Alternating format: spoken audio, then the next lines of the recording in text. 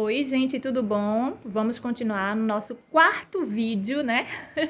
Coisa boa, estamos no quarto capítulo, segundo Evangelho de Mateus, certo? O livro de Mateus, Novo Testamento. Vamos continuar o nosso discipulado, que está maravilhoso, está gostoso, cada vez mais, assim, é impressionante aprender a palavra de Deus. O Espírito Santo de Deus possa dar a mim e a você entendimento correto e certo daquilo que devemos aprender, tá bom?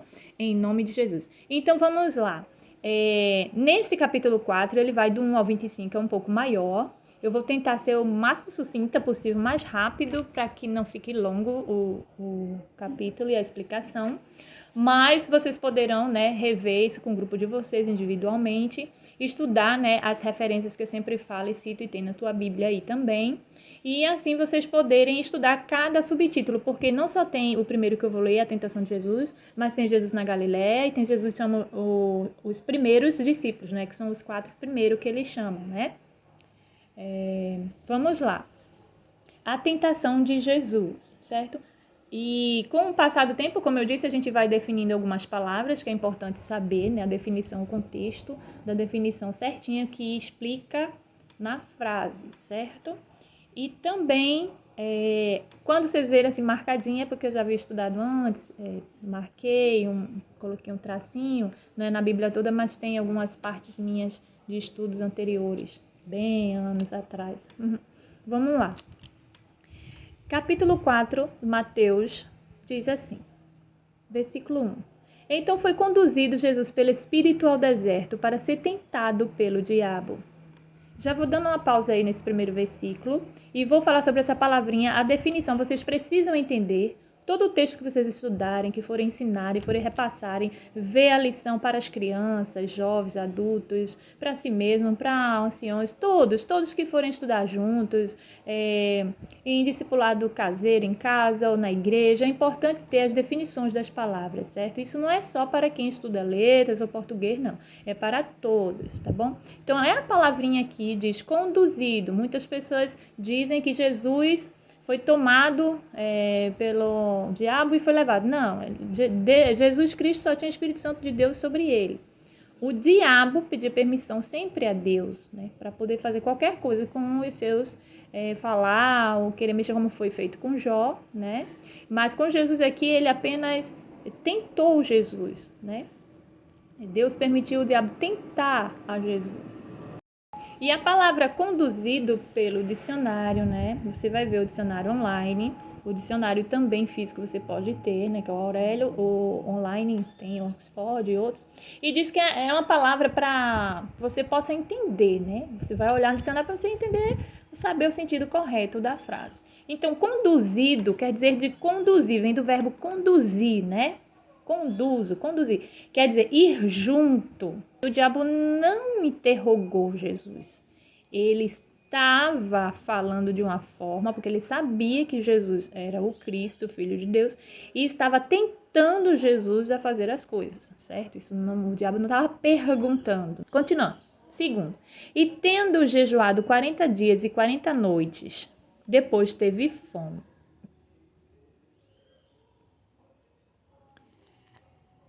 Vou repetir o primeiro para vocês entenderem o segundo.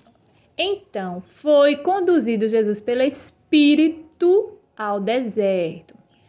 Ele foi conduzido pelo Espírito ao deserto para ser tentado pelo diabo. E nisso, o Espírito Santo de Deus que levou, né, Jesus, porque o Espírito Santo de Deus habitava dentro de Jesus, né?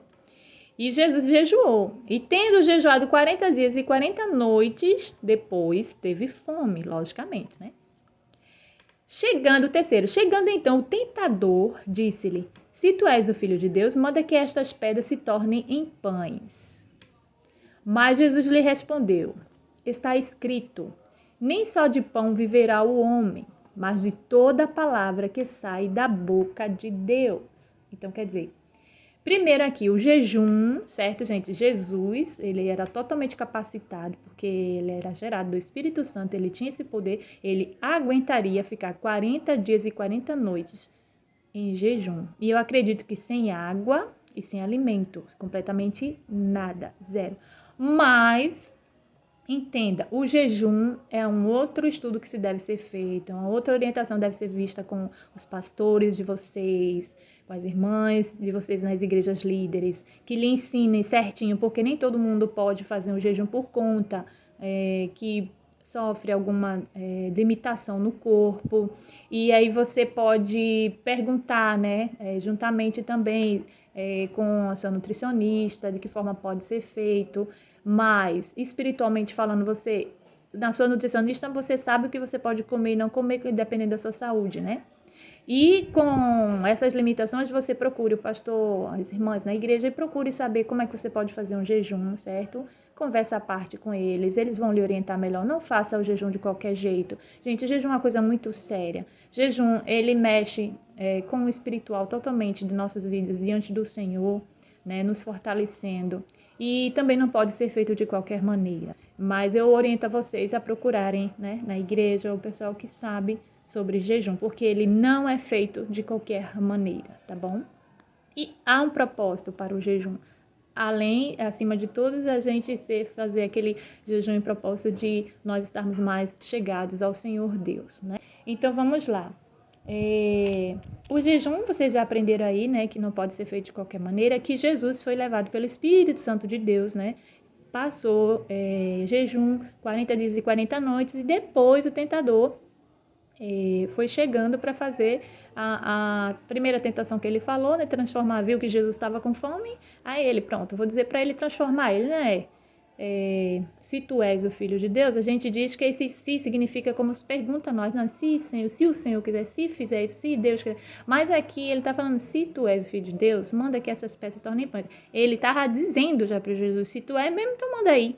Tens o poder, já que tu és o filho dele, ele quis dizer assim, transforma a pedra, tu pode, tu come, tá com fome, né? Falando na linguagem de hoje, mas só que Jesus respondeu conforme a palavra que já existia, né? Também dos profetas anteriores. Aqui, você pode ver Deuteronômio, capítulo 8, versículo 3, falando relação sobre o que comer, né? Nem de todo pão viverá o homem, mas também da palavra que sai da boca do Senhor, né? Deuteronômio 8, capítulo 8, versículo 3. Aí vamos para o próximo. Então o diabo o levou à cidade santa, colocou sobre o pináculo do templo. Disse-lhe, se tu és o filho de Deus, lança-te daqui abaixo, porque está escrito, aos seus anjos dará ordem a teu respeito, e eles te susterão nas mãos, para que não tropeces em alguma pedra. Esse Salmos 91, versículo 11, que diz que os anjos estariam prontos a nos guardar o Senhor. E foi a palavra de Jesus, eu com o Salmo, que diz, replicou-lhes Jesus, perdão. Também está escrito, não tentarás o Senhor teu Deus. Novamente, o diabo levou a um monte muito alto e mostrou-lhe todos os reinos do mundo e a glória deles. E disse-lhe, tudo isto te darei, se prostrado me adorar. Então ordenou-lhe Jesus.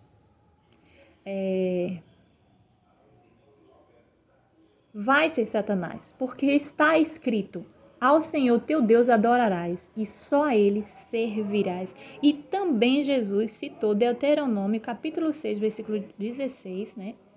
Que não devemos tentar, ninguém deve tentar ao Senhor, somente adorar ao Senhor Deus, né? E não tentar. Então foi a resposta também de Jesus, usando, né, a palavra dos profetas, as palavras em Deuteronômio, em Salmos, você vai ver, conforme eu citei aí no vídeo, você pode anotar e ir lá nos outros textos também comparar. Então o diabo o deixou, e eis que vieram anjos e o serviam. Jesus na Galileia. Vamos para o segundo título desse capítulo 4. Tendo. Então, assim, antes de seguir no versículo 12, vocês viram que Jesus citou o Velho Testamento, né? Em todas as suas respostas contra a tentação. E também repreendeu o Satanás, né?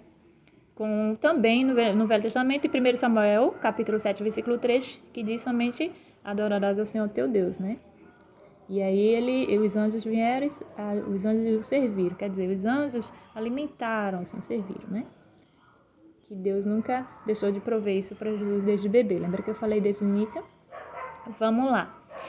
Então, Jesus na Galileia, versículo 12. Ora, tendo ouvido Jesus que João fora entregue, retirou-se para a Galileia. Desculpa. E deixando Nazaré, foi habitar em Cafarnaum, cidade marítima, nos confins de Zebulon e Naftali, para que se cumprisse o que fora dito pelo profeta Isaías: a terra de Zebulon e a terra de Naftali, o caminho do mar, além do Jordão, a Galileia dos gentios. O povo que estava sentado em trevas viu uma grande luz. Sim, aos que estavam sentados na região da sombra da morte, a estes a luz raiou.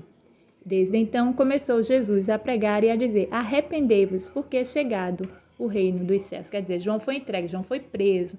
E o reino dos céus que João falava, que iria chegar, chegou, é quem? Jesus aqui, que agora aquele que estava pregando, que João Batista pregava, né? Arrependei-vos, porque é chegado o reino dos céus. Aqui ele já estava dizendo no verbo de chegado, que João Batista dizia que chegará o reino dos céus, chegará, né, e ele estava falando no futuro, né?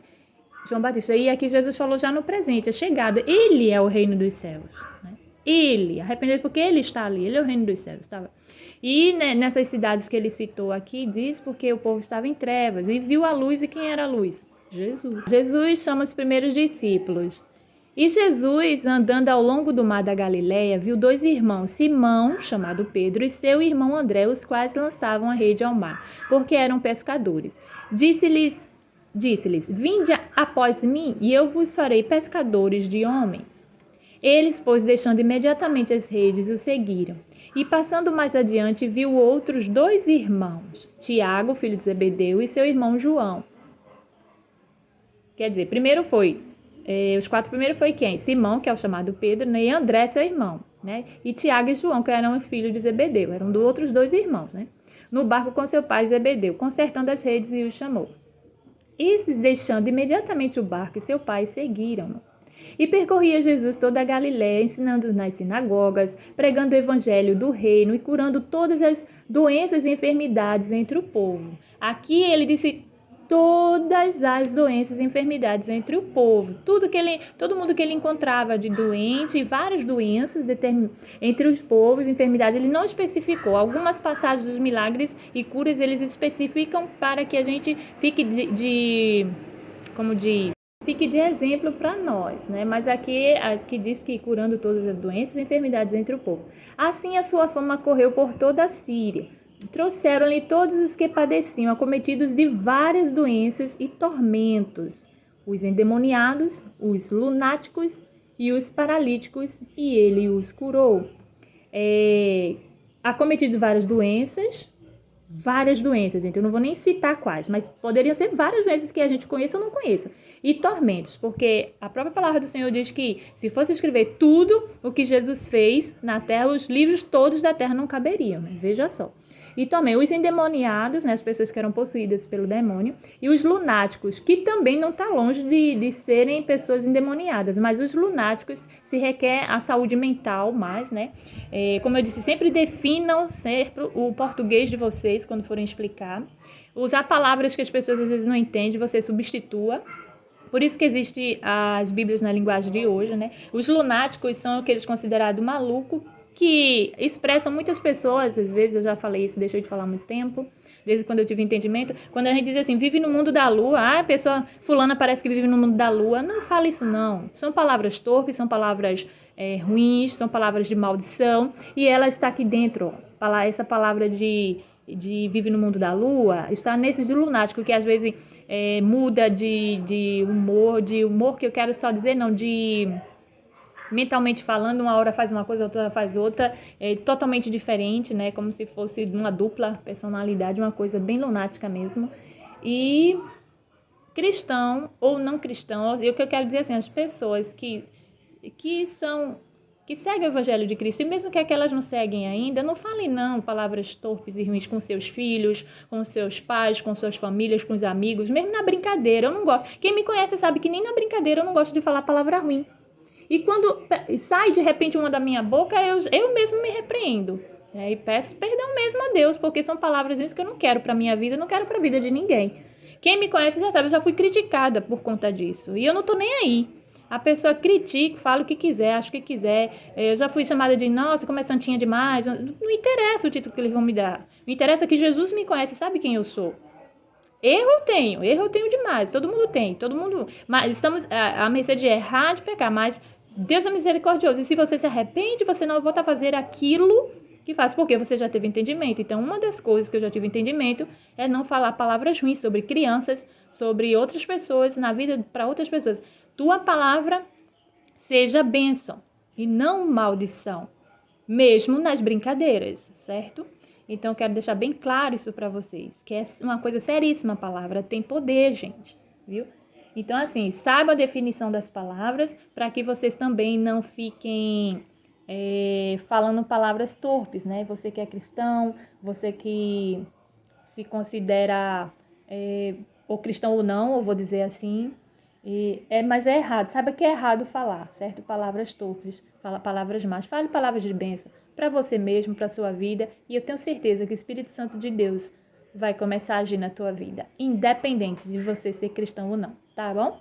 Vamos lá. Por quê? Dígia, você disse isso, independente, porque é através da palavra do Senhor que nos liberta, que nos mostra a verdade e faz a gente seguir o caminho correto, certo? Que ele veio amar os que se haviam perdido. Que seria de nós, os cristãos, como ele mesmo me ensinou, se a gente só viesse amar os bonzinhos. A gente tem que amar todas as pessoas, orar por quem nos perseguem, certo? E os inimigos também, a gente tem que tentar trazer para o reino deles. Vamos lá, vamos continuar. Aí diz, né, que ele curou, né, libertou os endemoniados e tormentados, os endemoniados, lunáticos, paralíticos, e ele os curou. De sorte que o seguiam grandes multidões da Galiléia, de Decápolis, de Jerusalém, da Judéia e da além do Jordão. Decápolis é uma outra cidade, né? De Jerusalém, da Judéia e da além do Jordão, quer dizer, além, é bem além do Jordão. E então, gente, aqui vocês já viram, né, que tinha bastante mistura de povos nesse meio, né, de culturas, de povos e de crenças erradas, né, por isso que o povo vivia muito doente, era uma cidade que precisava muito de ser curado, como o 24 diz, né, acometidos de várias doenças e tormentos, os endemoniados, os lunáticos, os paralíticos, e ele os curou, Jesus os curou, libertou, pregou, né, como disse lá no versículo 17, saiu pregando arrependimento, e aquele que cresce, aquele que já cria também, já queria a cura do Senhor, né? Às vezes até crê antes de ouvir ele falar alguma coisa sobre arrependimento, porque já ouviu João Batista, já ouviu os profetas, já cria. E outras pessoas passaram a crer em Jesus após a pregação de Jesus em si mesmo, né? E não antes só pelos profetas. Então existiam esses dois lados, esses dois tipos de pessoas, né? Aqueles que criam já antes de Jesus chegar, e quando Jesus chegou, creu a partir de Jesus ali também, que foi liberto, e ele os curou porque tinha fé, tá bom? E libertou, e acredito que dali em diante também eles foram propagando, mesmo que Jesus pedisse, não contem, mas nesse tempo aqui já era impossível, porque já tinha muita gente, né, de todos os lados. Então, com certeza, Jesus já estava sua fama já percorrendo, como disse, há muito por todas as cidades, né? Então, aqui nós vimos que Jesus foi um missionário terrestre também, tá? Ele saía andando, ele saía caminhando para várias cidades. Ele foi para Galiléia, ele visitou a Decápolis, né, como a gente acabou de ler aqui, multidões seguiam ele, de Decápolis, de Jerusalém, de Judéia, da além do Jordão. Para onde ele ia, a multidão ia atrás, a multidão ia atrás. A multidão queria ser curada. Eu acredito que era tanta gente que não dava para ele curar somente em uma manhã, durava o dia inteiro. Assim como houve também, né, a multiplicação dos pães, que ele ajudou o pessoal a dar, né, alimento, os seus discípulos a dar os alimentos. E neste período aqui, somente com esses 4 discípulos, Jesus já fez tamanha glória que foi curar todos esses enfermos, né? Resumindo todos esses tipos de doenças, coisas más que eu falei aqui, eu vou falar enfermos, todos os enfermos. E somente com os 4 discípulos, né? Esses primeiros 4, né? Que é Pedro, André, que é seu irmão, Tiago e João, né? Que lembra que eu até falei que tem uma música que a gente cantava para as crianças, né? Pedro, Tiago e João no barquinho. Pedro, Tiago e João no barquinho. Pedro, Tiago e João no barquinho no mar da Galileia. Porque André também, além de ser pescador, também, mas André já seguia, né? João Batista. Se eu não me engano, ele já era um dos que já criam, né? Já seguia João Batista tudinho. Mas, enfim, aqui está mostrando que chamou seu irmão André, os caras lançavam a rede ao mar porque era pescador também. Vamos lá. Vamos continuar. No próximo capítulo, é o 5, né, que a gente vai ver maravilhosamente sobre o Sermão do Monte, chegou onde eu amo, adoro, sempre que eu preciso, eu volto para esse sermão, eu leio passo por passo, que me fortifica, me fortalece, me restaura. O Sermão do Monte é um dos capítulos de Mateus mais completo, assim, seja em João, Marcos, onde tem a referência, né, que diz em Lucas, se eu não me engano, aqui diz, né, Lucas, que é a referência muito grande sobre um todo da nossa vida resumida ali no Sermão do Monte de Jesus, que ele ensina aos discípulos e a nós, né? Mas, enfim, Jesus, ele tem muitos a nos ensinar ainda, mesmo nos dias de hoje. E eu espero que você abra o coração e comece a sentir esse amor que nós sentimos, porque ele sentiu esse amor primeiro por nós, porque Deus amou o mundo de tal maneira que deu seu Filho unigênito. Veja só, gente, Deus amou o mundo de tal maneira que deu seu Filho unigênito. Ele já amava o seu Filho em primeiro lugar, mas amou o mundo de tal maneira que ele teve que dar o seu Filho que amava por nós, para morrer e ressuscitar por nós, e nós pudéssemos ter hoje essa liberdade de expressão, de falar. Por isso que eu digo, olha, passará tudo nessa terra, mas a palavra de Deus não passará. Fazem filmes com várias versões de Jesus, não importa, a palavra de Deus vai ser pregada, a palavra do Senhor não volta vazia e vai permanecer para sempre, certo? Pode ser no mundo mais moderno, carros voando no futuro, como mostram nos filmes, mas Jesus vai estar lá também, viu? Então, que você possa ser abençoado, que você possa orar e até o próximo vídeo. Até o próximo vídeo. Se Deus quiser, Deus os abençoe. Beijinho.